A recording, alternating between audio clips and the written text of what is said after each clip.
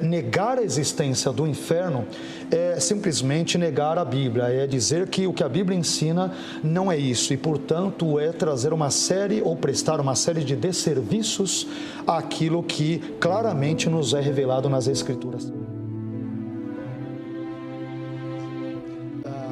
Antes de qualquer coisa, eu creio que nós deveríamos começar definindo o que temos em mente quando nos referimos à palavra inferno.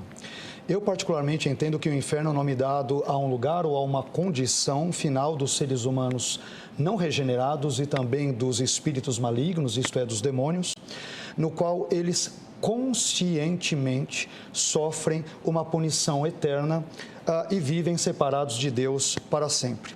É um lugar ou condição, no que tange ao ser humano, de tormento espiritual, psicológico e corporal, do qual não haverá nenhum tipo de esperança de libertação do mesmo.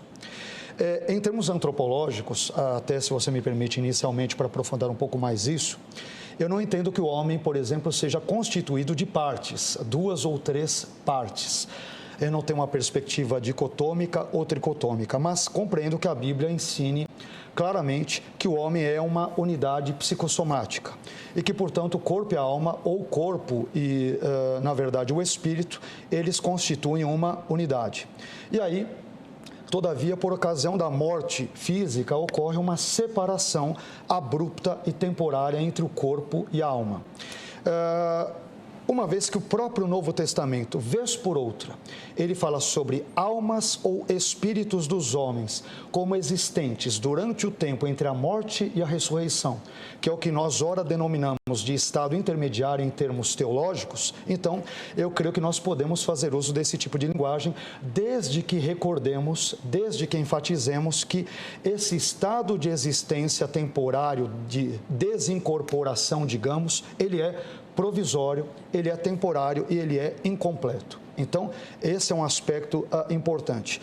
E devemos nos lembrar também que o tema principal das Escrituras não fala sobre esse estado temporário de desincorporação de homem viva, porque o mais importante é a ressurreição final do corpo. Essa é a ênfase das Escrituras.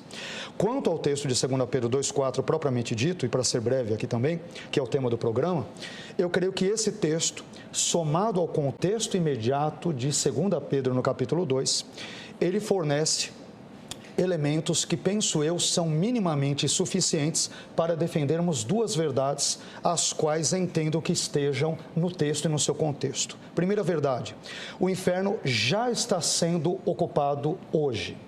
Segunda verdade, aqueles que estão ocupando o inferno, eles estão experimentando de forma consciente algum tipo de sofrimento.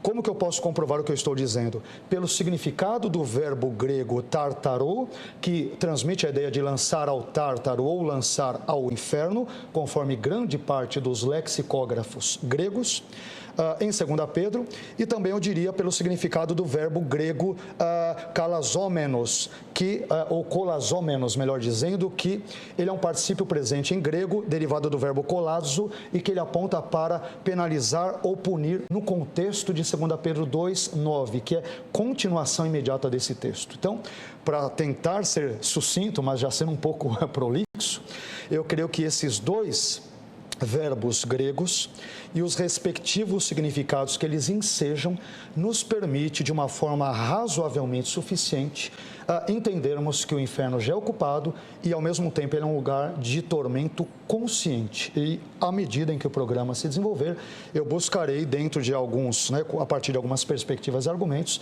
tentar demonstrar isso. Eu vou admitir que, conceitualmente e filosoficamente, a perspectiva que o pastor Sérgio defende, que é defendida por muitos cristãos, ela eu diria que em termos teórica, filosófica, logicamente possível. Ela tem uma logicidade, isso eu não nego de forma alguma.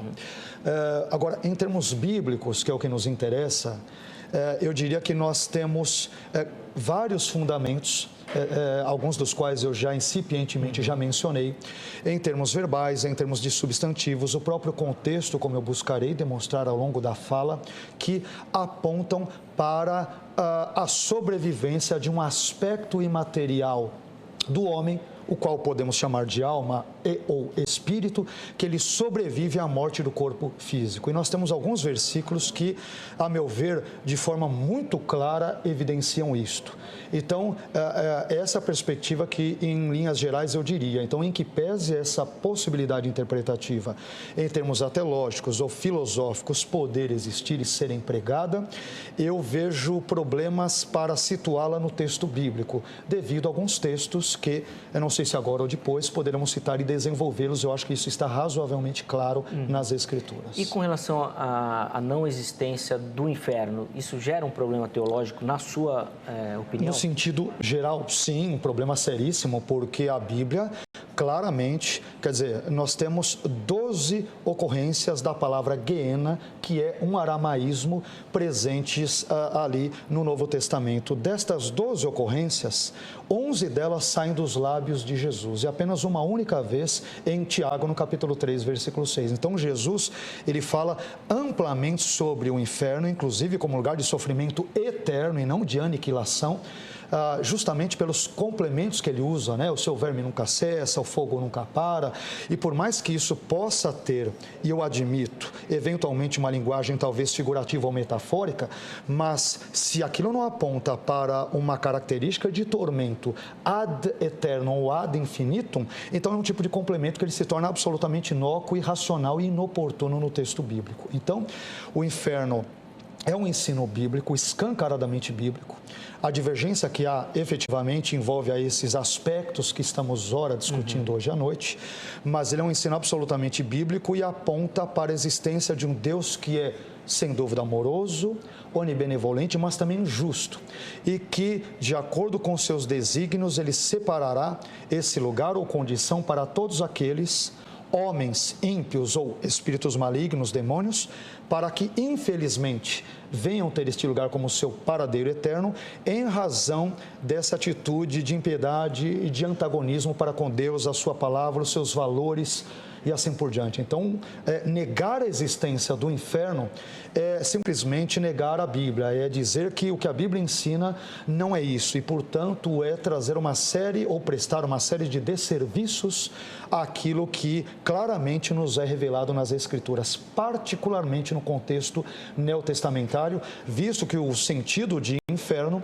ele não está evidentemente claro, com perdão pela redundância, no Antigo Testamento, começa a surgir de uma forma mais clarificada no período interbíblico, em textos como alguns dos citados pelo pastor Sérgio, né?